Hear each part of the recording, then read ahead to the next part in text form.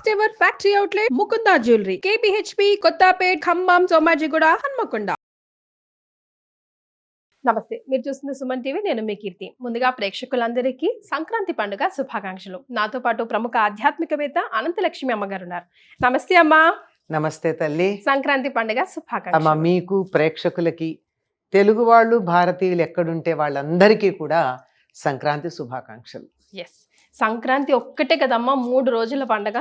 3 రోజుల పండుగ ఏమిటి, 4 రోజుల పండుగ. అట్లా ఇంకా గట్టిగా చెప్పాలంటే 4 రోజుల పండుగ. 4 రోజుల పండుగ అంటారా? అంటే ధనుర్మాసం ప్రారంభమైన రోజు నుంచి మొదలు పెట్టుకుంటారు కదా పండగ రోజులు. నెల పట్టడం అంటారు, పండగ రోజులనే అంటారు పల్లెటూళ్ళల్లో. అంటే సంక్రాంతి పండగ రోజులు అవి. సంక్రాంతి వచ్చేసినట్టే. అందులో కొత్త పంట చేతికి వస్తుందేమో, అదే ఉల్లాసంగా చాలా ఉత్సాహంగా ఉంటారు.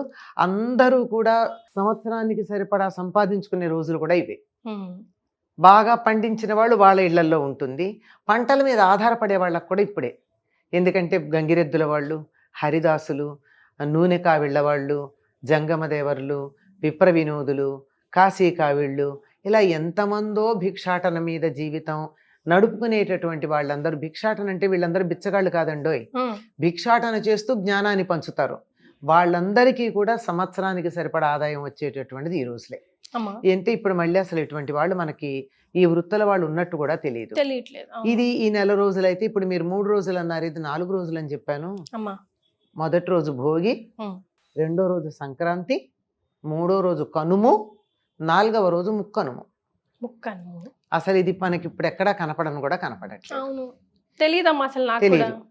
ఎందుకంటే కనుము తర్వాత సంక్రాంతి నాడు ఎలాగూ ఇది వచ్చేసింది కదా, ఉత్తరాయణం వచ్చేసింది గనక ముక్కనుము నాడు రకరకాల వ్రతాలు మొదలు పెట్టుకుంటారు. ముఖ్యంగా సావిత్రి, గౌరీదేవి వ్రతం మొదలైనటువంటివన్నీ ఆ ముక్కనుము నాడే మొదలు పెడతారు. అది ప్రధానం. అయితే హరిదాసులు, ఈ గంగిరెద్దులు, ఇవన్నీ ఈ సీజన్ లోనూ ముఖ్యంగా ఇప్పుడే ఎందుకు అమ్మ కనిపిస్తారు? అండ్ మనం తప్పకుండా దానం కూడా చేయడం చాలా ముఖ్యంగా సంక్రాంతి రోజు చెప్తూ ఉంటారు. ఎలాంటి దానాలు చేయాలి, ఎందుకు చేయాలి? ఈ నెలంతా కూడా హరిదాసులకు వేస్తారు కదమ్మా. హరిదాసులు ఏం చేస్తారు, హరిలో రంగా హరి అని చెప్పి మేలుకొలు పాటలు పాడతారు. ధనుర్మాసంలో గోదాదేవి చేసినటువంటి ఆ శ్రీవ్రతం ఉందే, అందులో ఆవిడ ఏం చేసేది, కృష్ణుణ్ణి సేవించుకోవడానికి రండి అని చెల్లుల్ని నిద్రలేపేది. అదే కదా, ఆ నిద్ర లేపడమే మనకి హరిదాసులు చేసేటటువంటి పాటల్లో కనపడుతుంది.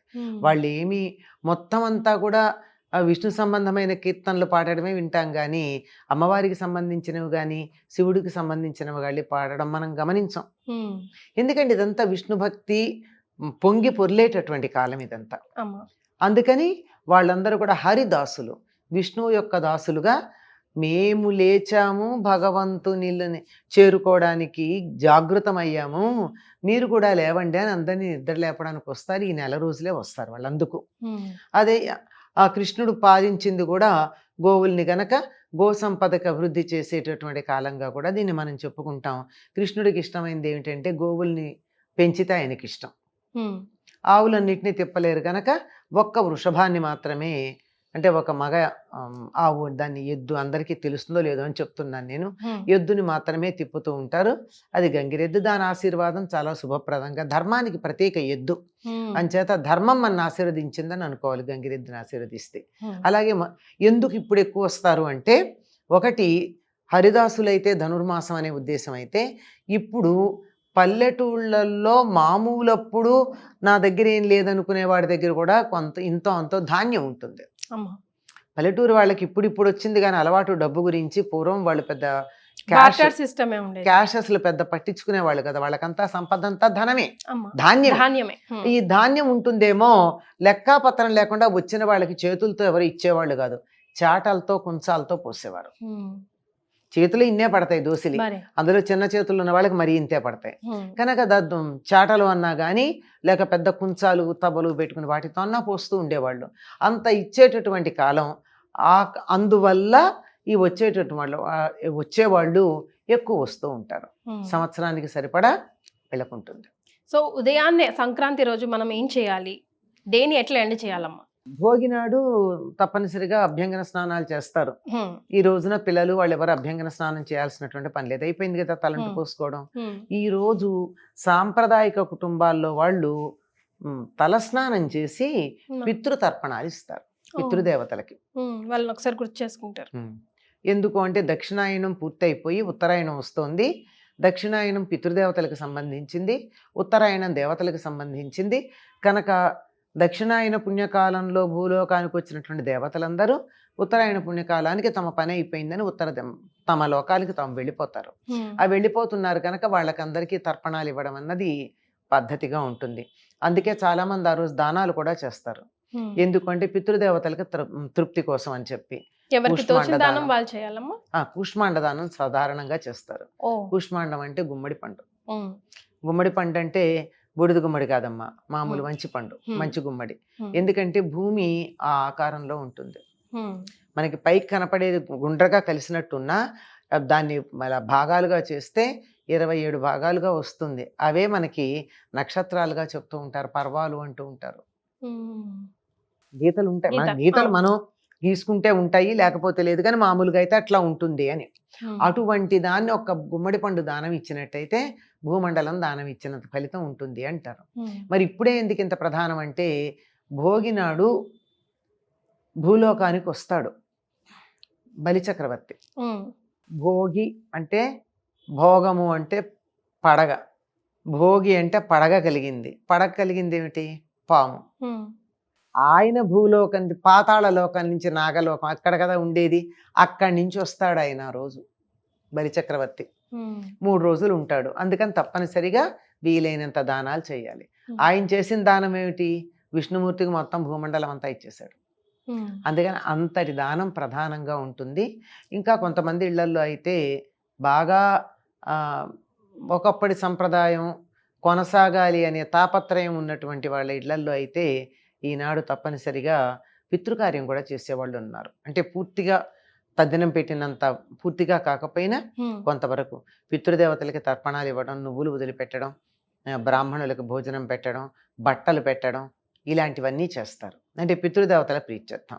మళ్ళీ 6 నెలల దాకా పాపం వాళ్ళు ఇటు రావడం ఉండదు, వాళ్ళకి సంబంధించిన సమయం కాదు గనక పితృదేవతల అనుగ్రహం లేకపోయినట్టయితే సంతానం కలగడం కానీ, కలిగిన సంతానం ఆనందంగా ఉండడం కానీ, మనకి సుఖ సంతోషాలు సౌభాగ్యాలు ఉండడం కానీ కుదరదు.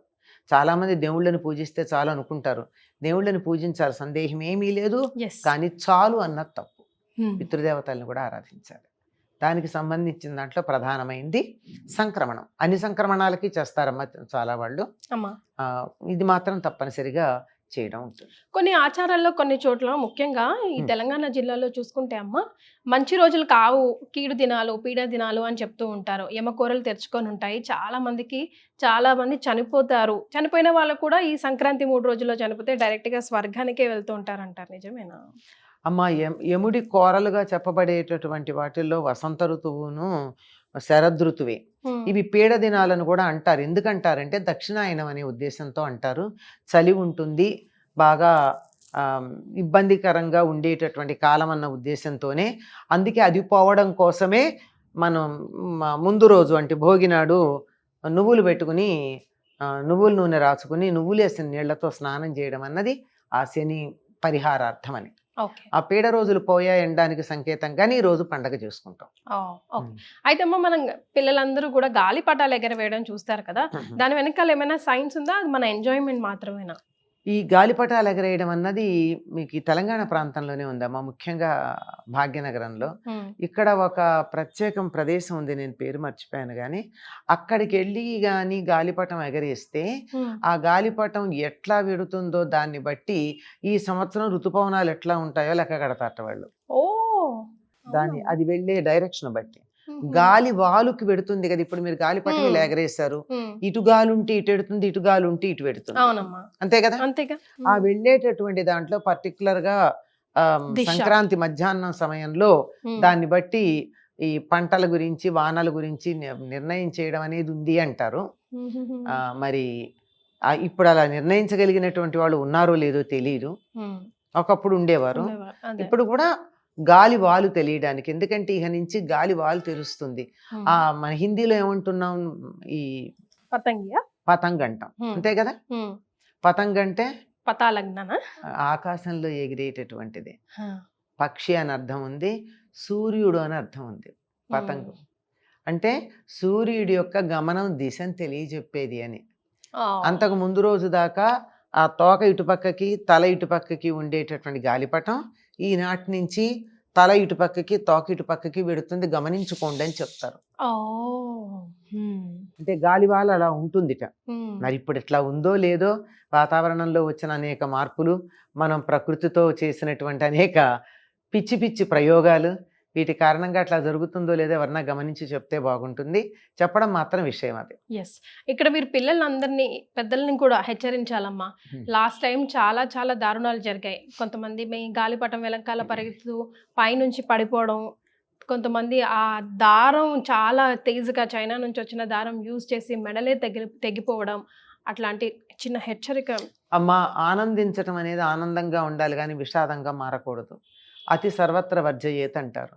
దీంట్లో జాగ్రత్తలు తీసుకుని మరీ చేయాలి.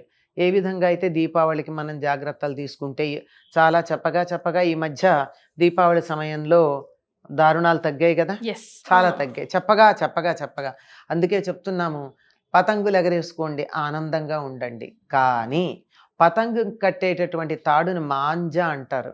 ఆ మాంజా తెగకుండా ఉండడానికి ఏం చేస్తారు అంటే గాజు పొడి కలుపుతారు. గాజు నూరిన పొడి, అది చాలా ఇదిగా ఉంటుంది. మన చేత్తో ఇట్లా అంటేనే చెయ్యి తెగిపోతుంది, రక్తం వస్తుంది. అటువంటిది హడావిడిలో మీరు తొందరగా వెళ్ళినట్టయితే ఏ మెడకో తగిలిందంటే ఇంకింతే సంగతులు, నేరుగా పైకి వెళ్ళిపోవడమే.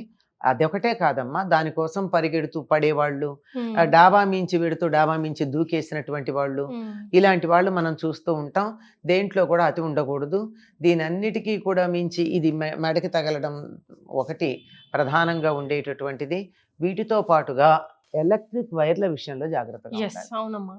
ఈ హడావిడిలో ఆ వైర్లు ఎక్కడో ఉంటాయి, ఒకప్పుడు పైన ఎక్కడో ఉండేవి. ఈ మధ్య కాలంలో మన అపార్ట్మెంట్స్ పెరిగిన తర్వాత మనకు మధ్యలోకే వస్తున్నాయి అవి.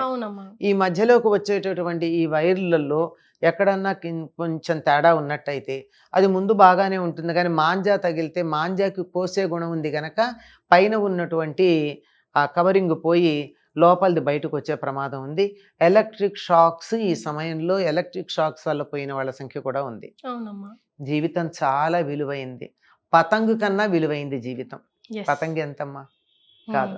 కనుక విలువైన జీవితం విషయంలో జాగ్రత్తగా ఉండి ఈ వచ్చే ఏడాది ఇంకా ఎక్కువ పతంగులు ఎగరేసుకుందాం ఈ ఏడాది కనుక జాగ్రత్తగా ఉంటే అనే సంగతిని మనసులో పెట్టుకుని పతంగుల వెంట పడి ఎటువంటి ప్రమాదాలు కొని తెచ్చుకోకండి అని పిల్లలందరికీ కూడా ప్రేమపూర్వకంగా చేస్తున్న హెచ్చరిక.